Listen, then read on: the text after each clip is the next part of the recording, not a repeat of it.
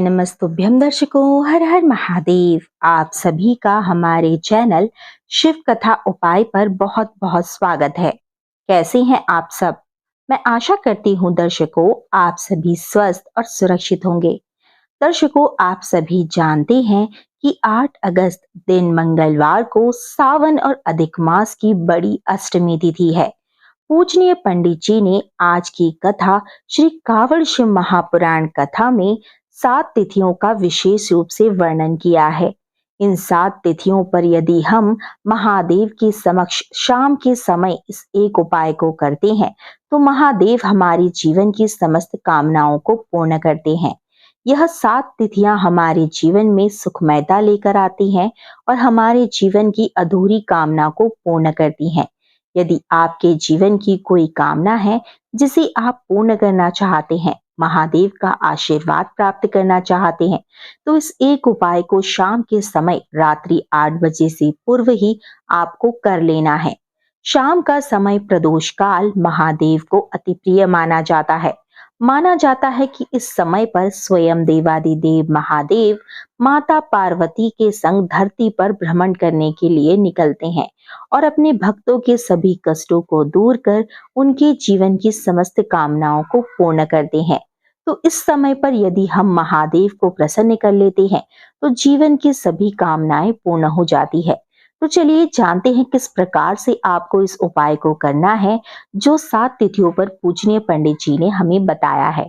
7 तिथियां सबसे पहले तो पंचमी तिथि, अष्टमी तिथि, एकादशी तिथि, प्रदोष की तिथि, मासिक शिवरात्रि की तिथि और पूर्णिमा और अमावस्या की तिथि। तो जिस प्रकार से आप जानते हैं कि 8 अगस्त को अष्टमी तिथि है, 8 अगस्त अष्टमी तिथि और मंगलवार का दिन सभी कामनाओं को मंगल पूर्वक पूर्ण करने हेतु आप इस एक उपाय को अवश्य करें। शाम के समय प्रदोष काल में 5 दीपक अवश्य ही आपको जलाना है।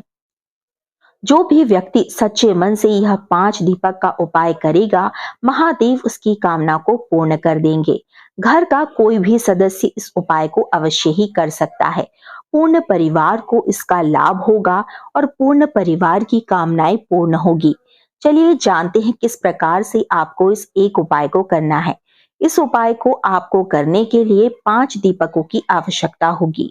आप चाहें तो आटे के दीपक तैयार कर सकते हैं दोस्तों, या मिट्टी के दीपक भी ले सकते हैं। हमारे हिंदू धर्म शास्त्र में आटे और मिट्टी के दीपक को सबसे शुद्ध माना गया है। यदि आप आटे के दीपक तैयार कर रहे हैं तो उस आटे में आपको नमक का प्रयोग भूलकर भी नहीं करना है। आटे के दीपक तैयार करने के बाद दीपकों में लंबी बातें लगानी है और शुद्ध देसी घी के ही आपको दीपक तैयार करने हैं। सबसे पहला दीपक आपको अपने घर के मंदिर में जलाना है, माता लक्ष्मी और इष्ट देव के समक्ष। दूसरा दीपक आपको अपने रसोई घर में जलाना है, पीने के पानी वाले स्थान के पास, क्योंकि वहां पर हमारे पितरों का वास माना जाता है। तीसरा दीपक आपको अपने घर के मुख्य द्वार पर जलाना है। मुख्य द्वार पर जब हम दीपक जलाते हैं तो माता लक्ष्मी हमारे घर में वास करती हैं। चौथा दीपक आपको बेलपत्र के वृक्ष के नीचे जलाना है, क्योंकि वहां पर स्वयं देवादिदेव महादेव का वास माना जाता है। और पांचवा और अंतिम दीपक भगवान शिव के समक्ष, शिवलिंग के समक्ष में आपको जलाना है। 11 बार श्री शिवाय नमस्तुभ्यम का उच्चारण कर आप दीपक जलाएं। और यदि आप इन 5 स्थानों पर दीपक नहीं जला पाते हैं तो अपने घर के मुख्य द्वार पर 5 दीपकों को रखकर आप जलाएं। माता लक्ष्मी और महादेव को अपने घर में आमंत्रित करें, उनसे प्रार्थना करें कि आपकी सभी कामनाएं पूर्ण हो और आपके घर में सदैव सुख और शांति का वास हो।